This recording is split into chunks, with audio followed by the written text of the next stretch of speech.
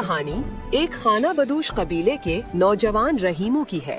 उसके वालिदैन ने दूसरे खाना बदोश कबीले से उसकी शादी गुलाबो नामी लड़की से कर दी।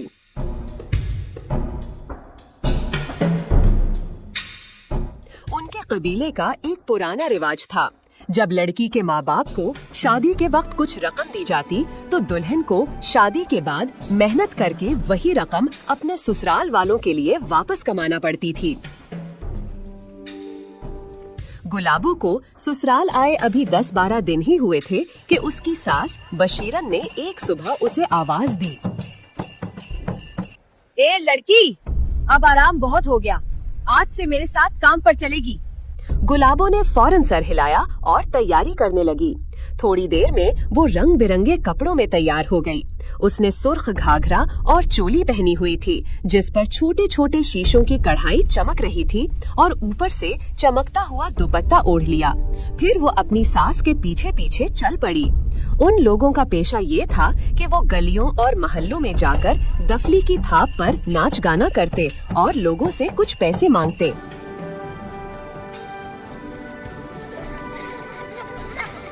जब वो करीबी बस्ती के एक मोहल्ले में पहुँचे तो बशीरन ने दफली बजाना शुरू कर दी और जोर से आवाज लगाई। दफली और घुंघरू की आवाज सुनकर बच्चे दौड़ते हुए आ गए। कुछ ही देर में कई औरतें भी अपने दरवाजों से झांकने लगी। नई दुल्हन को खूबसूरत लिबास में देखकर एक घर की औरतों ने उन्हें अंदर बुला लिया ताकि वो उसका नाच देख सकें। बशीरन ने दफली पर ताल देना शुरू की और गुलाबो नाचने लगी।